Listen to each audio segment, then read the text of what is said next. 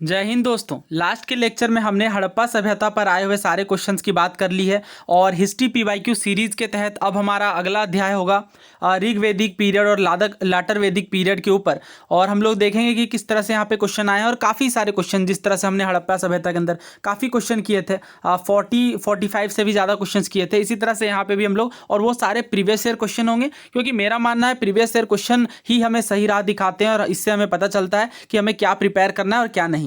तो स्टार्ट करते हैं फिर, और बहुत ब्रीफ में बात करेंगे और उसके बाद जैसे जैसे क्वेश्चन आता जाएगा और सारी कड़ियाँ यहाँ पे खुलती जाएंगी। और इसके अतिरिक्त मैं आपको बता दूं, 6th क्लास की एनसीईआरटी मैंने कंप्लीट पढ़ा दी है और अभी हमारा 7th क्लास की एनसीईआरटी चल रही है। और इस तरह से हम लोग 10th तक की पूरी एनसीईआरटी करेंगे और जितने भी प्रीवियस ईयर क्वेश्चन है वो सारे कंपाइल करेंगे 11th 12th की थीम्स वाली एनसीईआरटी के साथ। इससे पहले कि हम लोग आगे बढ़े, थोड़ा मैं आपको क्विकली रिवाइज करवा दूं।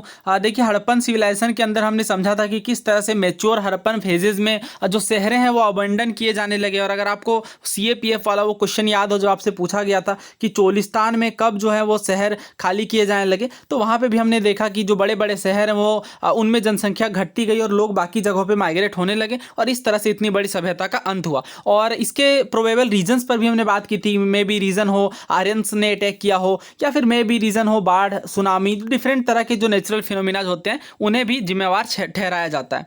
तो यहाँ पे अगर पोस्ट अर्बन फेज की बात करें तो देखिए, ये सब इंडस कल्चर भी कहलाता है या फिर लेट हड़प्पन फेज भी आप इसे कह सकते हैं।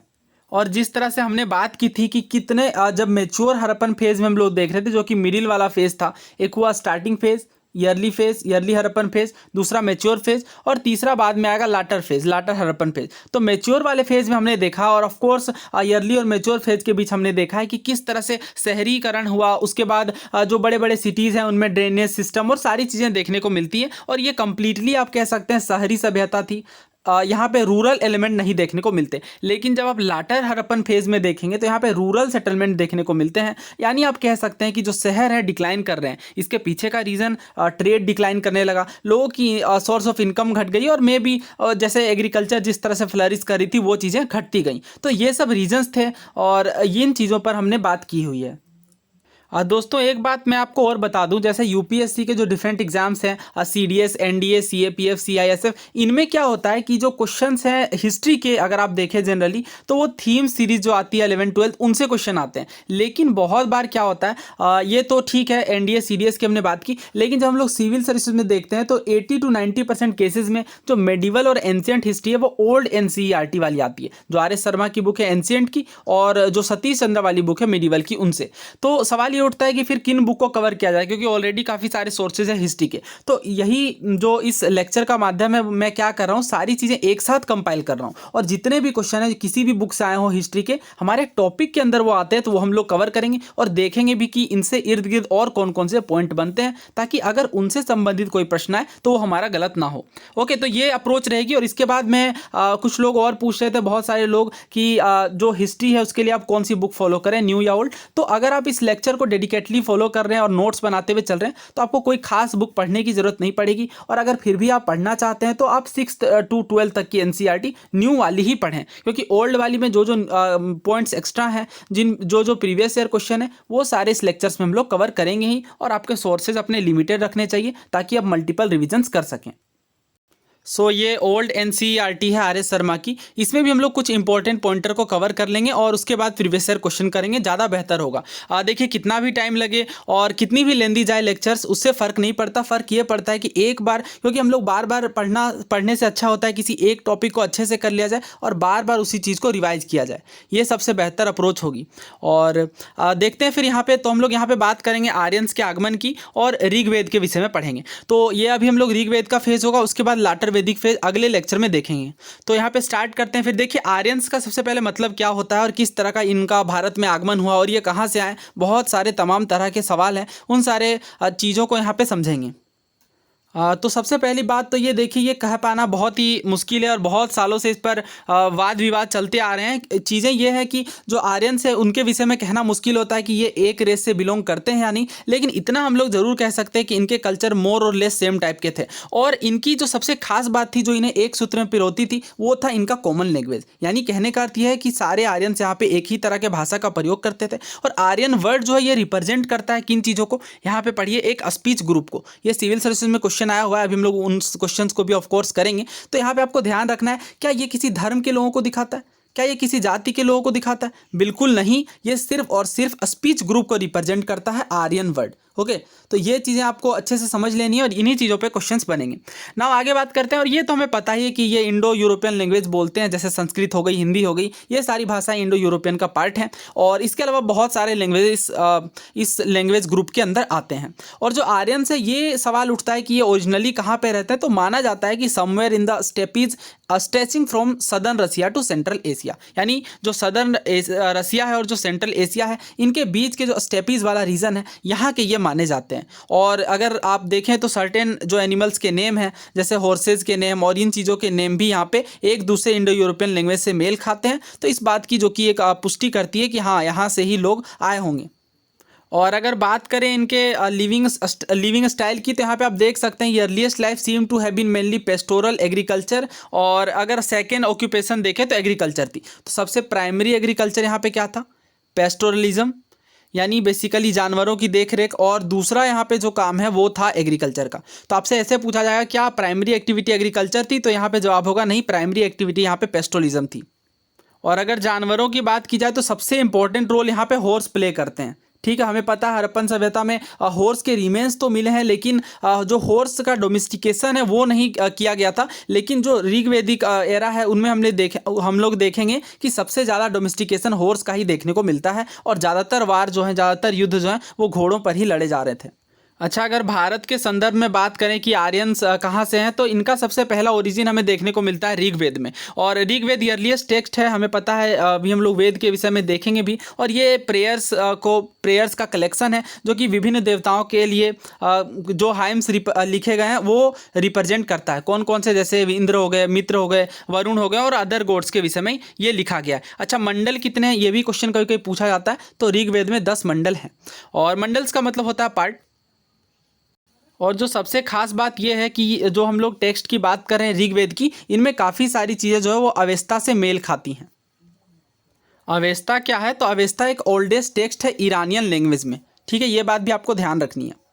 दोस्तों, अगर टाइम पीरियड की बात की जाए कि भारत में आर्यंस का आगमन कब देखने को मिलता है, तो 1500 BCE तक। तो हमने बात की थी जब हड़प्पा सभ्यता की, उस टाइम पे मैंने आपको बताया था कि हड़प्पा सभ्यता का जो काल है वो जो अप्रोक्सीमेट डेट मानी जाती है वो 2500 से 1750 BCE तक मानी जाती है। तो इसी के लगभग 250-300 या 400 सालों बाद आप कह सकते हैं कि आर्यंस भारत में आना शुरू हो गए। और इनके कोई डेफिनेट रीज़न तो नहीं पता चलती कि क्या रीज़न थे इनके एडवेंट के, बट इतना हमें इनके पाथ के बारे में पता है कि जैसे स्वात वैली हो गई, मैप में भी मैंने किया हुआ है। क्लास 6 की एनसीईआरटी जब हम लोग कर रहे थे तो फर्स्ट लेक्चर के अंदर ही कि स्वात वैली वगैरह हमने देखा है, किस तरह पाकिस्तान और अफगानिस्तान के जो रास्ते थे वहाँ से ये लोग आए माने जाते हैं।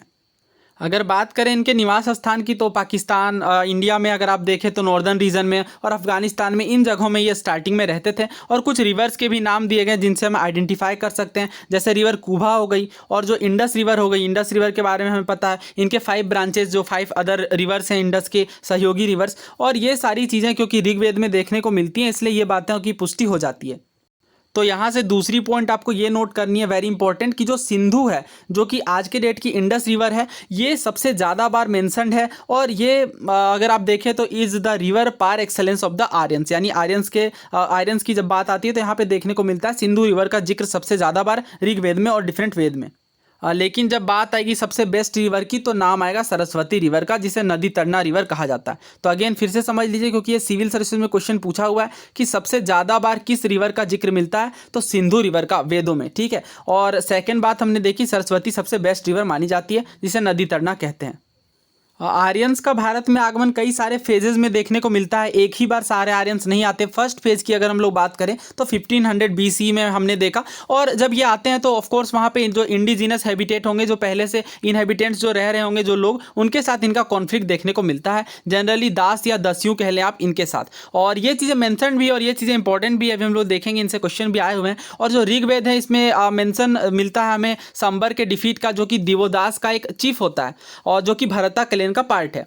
इन this case the term Dasa appears in the name Divodasa. तो इस केस में दास की बजाय हमें दिवोदस वर्ड देखने को मिलता है। और जो दस्यु वर्ड है ऋग्वेद में, ये ओरिजिनल इनहेबिटेंट्स को रिप्रेजेंट करता हो। कहने का मतलब ये है कि जो पहले से लोग रह रहे हैं इंडिया के अंदर, नॉर्दर्न रीजन में स्पेशली, उन्हें दस्यु कहा जाता है, जो कि ओरिजिनल इनहेबिटेंट हैं। और बाहर से जो लोग आए उनकी हमने बात की कि आर्यंस। सो ट्राइबल कॉन्फ्लिक्ट की बात करते हैं। जैसा कि हमने बात की, जब आर्यंस आए तो यहाँ के जो ओरिजिनल इनहेबिटेंट्स थे दस्यु, उनके साथ इन्हें विरोध देखने को मिला, कॉन्फ्लिक्ट देखने को मिले।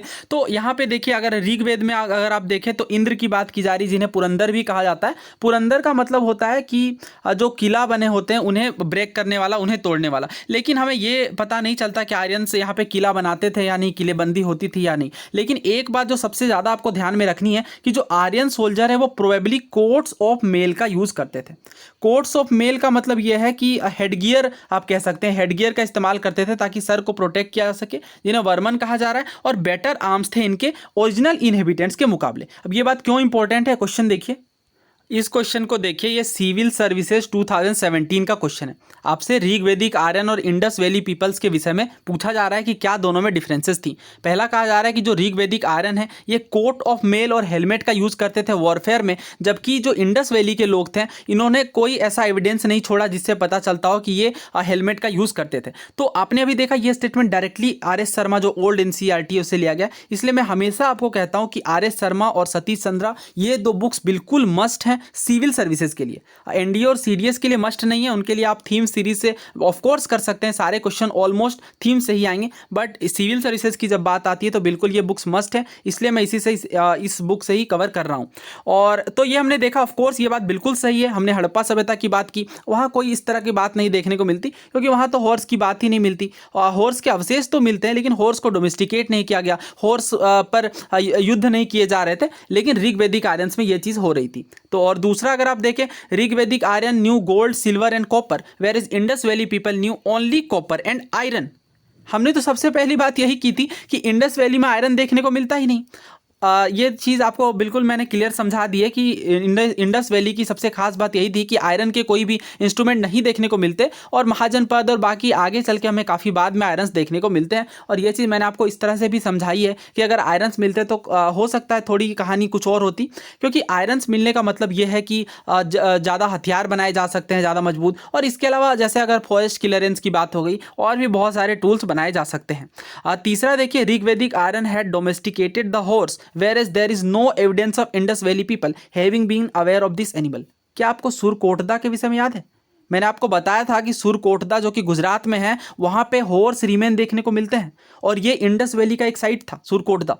तो ये बात तो बिल्कुल गलत है। यहाँ पे कहा जा रहा है कि अवेयर ही नहीं थे। अगर अवेयर नहीं होते तो फिर वहां पे घोड़े के बोन्स कैसे देखने को मिलते? तो थर्ड भी यहाँ पे गलत है। तो यही होता है अच्छे से चीज़ों को पढ़ने का, इस तरह के टफ क्वेश्चन भी काफ़ी आसानी से हो जाते हैं। सो थर्ड हमने देखा कि बिल्कुल गलत है, कंप्लीटली अनअवेयर नहीं थे, क्योंकि घोड़े के बोन्स के साक्ष्य मिले हैं। तो यहाँ पे वन ओनली करेक्ट होगा, क्योंकि इंडस वैली के लोग घोड़ों के विषय में जानते थे, बट घोड़ों पे कोई वारफेयर नहीं होती थी, कोई युद्ध नहीं देखने को मिलता था।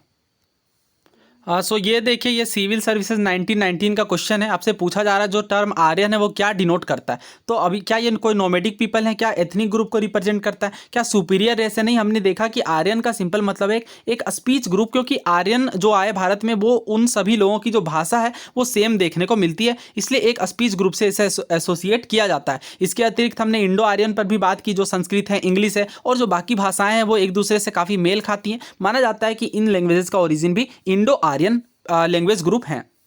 सो इसकी बात हमने स्टार्टिंग में ही कर ली है। यहाँ पे आप देख सकते हैं इंडो यूरोपियन लैंग्वेज की।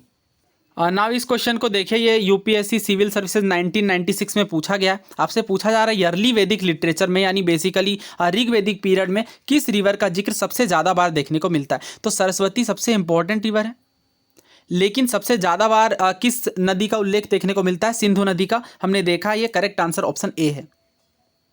नाउ देखिए, वेरी इंपॉर्टेंट बात करते हैं आर्यंस के विषय में। तो आर्यंस 5 ट्राइबल ग्रुप्स में डिवाइडेड थे।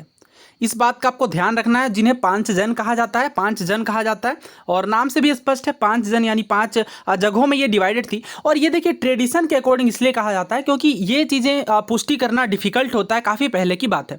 और कभी कभी क्या देखने को मिलता है कि आर्यंस अपने ट्राइबल ग्रुप्स में ही फाइट करते हैं, और कभी कभी ये बाहर के लोगों से भी फाइट करते हैं। तो यहाँ पे जो दो मेनली ग्रुप की हम लोग बात करेंगे आर्यन क्लेन के अंदर ही, वो दो ग्रुप का नाम है भरता और त्रिष्टु। अब ये जो दो हैं, ये देखिए ये सपोर्टर हैं और इन्हें सपोर्ट किया जाता है प्रीस्ट वशिष्ठ के द्वारा। इनके प्रीस्ट का नाम है वशिष्ठ और इन्हें सपोर्ट किया जाता है। और ध्यान रखिए, इससे अभी CDS 2 2022 में जो अभी एग्जाम हुआ रिसेंटली, उसमें क्वेश्चन भी पूछा गया इस युद्ध के बारे में। इसे कहते हैं 10 राजन युद्ध। 10 राजाओं वाला युद्ध ये था। किनके बीच हुआ? तो देखिए सबसे पहले भरता क्लेन और ये है रावी नदी, और यहाँ पे आमने सामने दो ग्रुप है, पहला भरता और दूसरी साइड में है 10 किंग्स। ठीक है, तो इसलिए इसे 10 राजाओं का युद्ध कहा जाता है, 10 राजन युद्ध कहा जाता है। किस नदी के तट पर लड़ा गया? तो रावी नदी के तट पर लड़ा गया। और रावी नदी को कौन सी नदी कहा जाता है वैदिक काल में? बताइए, वेरी वेरी इंपॉर्टेंट, परुष्णी नदी। रावी नदी को कौन सी नदी कहा जाता है? परुष्णी नदी कहा जाता है। और इसी नदी के तट पर यह 10 राजन युद्ध हुआ, और 10 राजन युद्ध में विजयी कौन हुए? तो भरता हुए। और यहीं से नाम पड़ता है कि हमारे प्यारे देश भारत का नाम पड़ा भरता क्लेन से। ओके, ये बिल्कुल क्रिस्टल क्लियर है। मैंने क्या बताया, किस नदी के तट पर यह युद्ध हुआ? रावी नदी के तट पर। ओके, और वैदिक काल का ये युद्ध था, एक साइड में आर्यंस थे और दूसरे साइड में 10 राजा थे, इसलिए ये 10 राजन का युद्ध कहलाता है। इसमें जो इवेंचुअली जो विन होते हैं वो कौन से क्लेन है? भरता क्लेन। सो यही वो सवाल है जिसकी मैं बात कर रहा था। ये CDS 2 2022 वाला जो अभी एग्जाम हुआ रिसेंटली, उसमें पूछा गया। आपसे पूछा जा रहा है किस नदी के तट पर 10 राजाओं का युद्ध बैटल ऑफ 10 किंग्स लड़ा गया ईयरली वैदिक पीरियड में। देखिए, ईयरली वैदिक पीरियड का मतलब है ऋग वैदिक पीरियड। और ऑप्शन है हमारे पास सरस्वती रिवर, दृष्टावती है, परुष्णी है और सुतुद्री है। तो इसका करेक्ट आंसर हमने देखा रावी नदी के तट पर, जिसे परुष्णी कहा जाता था वैदिक काल में, उसी नदी के तट पर यह 10 राजन युद्ध हुआ। तो करेक्ट आंसर ऑप्शन सी है। अब बात करूं मैं अगर इस पर्टिकुलर फैक्ट की, तो ये आपको थीम्स वाली NCERT में नहीं मिलेगा, यह सिर्फ ऑल NCERT में डायरेक्टली है। तो इसके अलावा हालांकि लूसेंट और जो हमारे अरिहंत वाली बुक्स होते हैं उनमें ये डेफिनेटली है, बट द थिंग इज जो हमारी थीम्स NCERT है या जो 6 to 10 तक की NCERT है, उसमें इस युद्ध का डायरेक्टली जिक्र नहीं मिलता। तो कहने की बात वही है कि हिस्ट्री के लिए खास करके एक सोर्स में चीज़ों को कंपाइल करके लाना बहुत मुश्किल होता है, लेकिन अगर आप प्रीवियस ईयर क्वेश्चन के माध्यम से इन चीज़ों को करेंगे तो यकीन मानिए बहुत अच्छे से ये हो जाएगा। और ये लेक्चर्स के माध्यम से हम लोग देख भी रहे हैं, और आगे जैसे जैसे ये सीरीज़ बढ़ेगी, जब हम लोग एंड में पहुंचेंगे इस सीरीज़ के, तो आप बहुत ही ज़्यादा कॉन्फिडेंट फील करेंगे हिस्ट्री को लेकर के। और हाँ, एक बात और मैं आपको बता दूं, ये हिस्ट्री के लेक्चर तो चल ही रहे हैं, साथ में साइमल्टेनियसली मैं सोच रहा हूँ ज्योग्राफी या किसी एक और सब्जेक्ट को स्टार्ट किया जाए, क्योंकि हमारे पास टाइम बहुत ही लिमिटेड है और ज़्यादा से ज़्यादा चीज़ें कवर करनी है। इस चीज़ को लेकर के आप अपनी राय, अपना सुझाव कॉमेंट बॉक्स में रख सकते हैं। इसकी हमने बात की कि ये परुष्णी नदी यानी रावी नदी के तट पर लड़ा गया, और इसके बाद सुप्रीमेसी स्टेब्लिश हो गई कौन से क्लेन की? भरता क्लेन की। और बाद में क्या है, इसके जो सेकंड इंपॉर्टेंट है वो पुरु होते हैं, और इनके साथ ये हैंड ज्वाइन कर लेते हैं। और इस तरह से वैदिक टाइम में ये अपना इस्टेब्लिशमेंट गेंजेटिक बेसिन में कर लेता है, और यहाँ पे अपने रूल को इस्टेब्लिश कर लिया जाता है। नाउ ब्रीफ में बात कर लेते हैं इनके मटेरियल लाइफ की। तो देखिए, हमें पता है इनके पास रथ होते थे, चैरियोट होते थे, और बेसिकली इन बेटर चैरियोट के कारण, बेटर आप कह सकते हैं आर्मरी के कारण, घोड़ों के कारण, और इनके पास चूंकि ब्रॉन्ज की भी काफ़ी ज़्यादा नॉलेज थी, समझ थी, तो ये ब्रॉन्ज से जो चीज़ें बनाई जा सकती, जो हथियार बनाए जा सकते हैं, वो भी इनके निर्माण ये कर रहे थे। और इन्हें कॉपर की भी जानकारी थी, और मोस्ट प्रोबेबली जो आज के डेट में हम लोग देखते हैं खेतड़ी माइंस राजस्थान में काफ़ी पॉपुलर है, वहीं से ये कॉपर को एक्सकेवेट करते थे। इनके लाइफ को अगर एक वर्ड में डिफाइन किया जाए तो सही वर्ड होगा पेस्टोरल। यानी ये पेस्टोरल थे, और जैसे जानवर वगैरह हो गए, इनको पालतू बनाना और ये चीज़ों से संबंधित इनका काम होता था। और ये पेस्टोरल पीपल होने के कारण यहाँ पे मैंने आपको बताया भी था लास्ट के लेक्चर में, सबसे इंपॉर्टेंट जो इनके लिए धन होता था वो होते थे काव। तो ये काव के लिए देखिए, काव के सर्च में ये गविष्ठी भी कही जाती थी। यानी गविष्ठी का मतलब ये है कि जब युद्ध होता था, ऋग्वेद में बेसिकली इसका मेंशन देखने को मिलता है। तो काव को चूंकि most important form of wealth माना जाता है, कि ये सबसे प्रमुख है, धन का सबसे प्रमुख रूप है गाय, तो इसलिए गविष्ठी देखने को मिलता है। यानी गाय के सर्च में जो टीम होती है, जो युद्ध के दौरान ये इन्हें सर्च के लिए काव को जाते थे, और यही गविष्ठी कहलाती थी। और अगर आप ईयरली वैदिक पीरियड में देखें तो आयरन डायरेक्टली नहीं देखने को मिलता। मैं बात कर रहा हूँ स्टार्टिंग की वैदिक पीरियड के ईयरली फेज की, तो आयरन नहीं देखने को मिलता, बट ये जैसे ब्रोंज हो गए और भी जो मेटल है वो यूज करते थे, इसलिए मेटल वर्किंग यहाँ पे इन्हें ज्ञात थी। और इसके लिए जो वर्ड यूज किया जाता था, देखिए वर्ड आपको ध्यान रखना है, सिविल सर्विसेज में जनरली टर्मिनोलॉजी के ऊपर क्वेश्चन पूछा जाता है। तो ये जो टर्म है ये है आयस, AYAS। इसका यूज किया जाता था ब्रोंज को डेपिक करने के लिए, या फिर कॉपर के चीज़ों को डेपिक करने के लिए, डिनोट करने के लिए। तो ये चीज़ें काफ़ी ज़्यादा इंपॉर्टेंट होती है, तो इसलिए आपको ध्यान रखना है कि कॉपर और ब्रोंज ये दो सबसे इंपॉर्टेंट मेटल्स थे किनके लिए, अर्ली वैदिक फेज में। और इसके अतिरिक्त अगर आप देखें तो आर्यंस या फिर जो वैदिक पीपल हैं ये लैंड रूट से एक्वेंटेड थे, यानी लैंड रूट का जनरली इस्तेमाल करते थे। और इसके अतिरिक्त अगर आप देखें तो ऋग्वेद में समुद्र का जो मेंशन है इसका अर्थ होता है वाटर का कलेक्शन, यानी जनरली ये वाटर रूट में कम ही ट्रेवल करते थे। और जैसा कि मैंने आपको बताया ये पेस्टोरल पीपल थे, तो इनके घर भी जनरली मड के सेटलमेंट देखने को मिलते हैं और आर्कियोलॉजिस्ट ने ये फाइंड किया। इसके अलावा ये जो केव्स हैं माउंटेन में, इन जगहों पे भी ये रहते थे। इस क्वेश्चन को देखिए, ये क्वेश्चन सीडीएस 2011 का है। यहाँ पे आपसे पूछा जा रहा है कि जो ऋग वैदिक आर्यन है, यानी अर्ली फेज की अगेन बात की जा रही है, अर्ली वैदिक पीरियड की, तो पूछा जा रहा है यहाँ पे कौन सी कैरेक्टरिस्टिक नहीं थी। पहला कहा जा रहा है ये परिचित थे घोड़ों से, रथ से और ब्रोंज के इस्तेमाल से। तो हमने बात की है, हाँ ब्रोंज और कॉपर के इस्तेमाल से ये काफ़ी परिचित थे और काफ़ी सारे मेटल के चीज़ें ये ब्रोंज और कॉपर से बनाए जा रहे थे, तो पहला बिल्कुल सही है। दूसरा देखिए, ये परिचित थे आयरन के इस्तेमाल से, तो हमने देखा कि जो ऋग वैदिक आयरन है ये आयरन के इस्तेमाल से परिचित नहीं थे, तो सेकंड यहाँ पे गलत है और हमसे नॉट ही पूछा गया, तो यहाँ पे हमारा करेक्ट आंसर बनेगा ऑप्शन बी। तीसरा देख लेते हैं, ये काव से परिचित थे जो कि बहुत इंपॉर्टेंट फॉर्म ऑफ वेल्थ मानी जाती थी। तो हमने बिल्कुल बात की कि जो गौधन है यह सबसे ऊपर सबसे सुप्रीम माना जाता था और डिसाइड होता था कि जिस पर्सन के पास जितनी गाय हैं वो उतना धनी माना जाता था। ये बात कर रहे हैं हम लोग ऋग्वेदिक आर्यंस की, राइट। तो थर्ड भी बिल्कुल यहाँ पे करेक्ट है। और चौथा अगर आप देखें तो ये परिचित थे कॉपर के इस्तेमाल से और ये मॉडर्न प्लोसेयर भी बनाते थे, बिल्कुल सही बात है। हमने देखा कि ये कॉपर, ब्रोंज इन चीज़ों से परिचित थे लेकिन आयरन से परिचित नहीं थे, तो करेक्ट आंसर ऑप्शन बी है।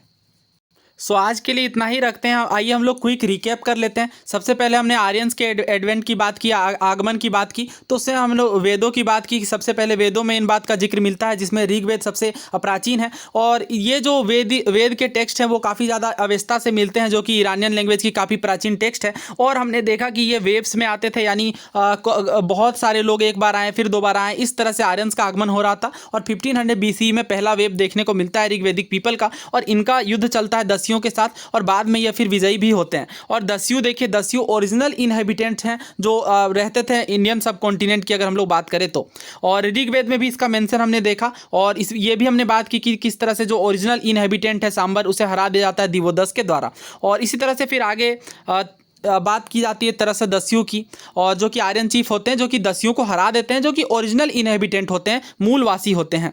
इसी तरह से आर्यन के कॉन्फ्लिक्ट की हमने बात की। जो सबसे इंपॉर्टेंट गॉड यहाँ पे बात की जा रही है इंद्र की, जिन्हें पुरंदर कहा जाता है, जिसका मेंशन मिलता है ऋग्वेद में।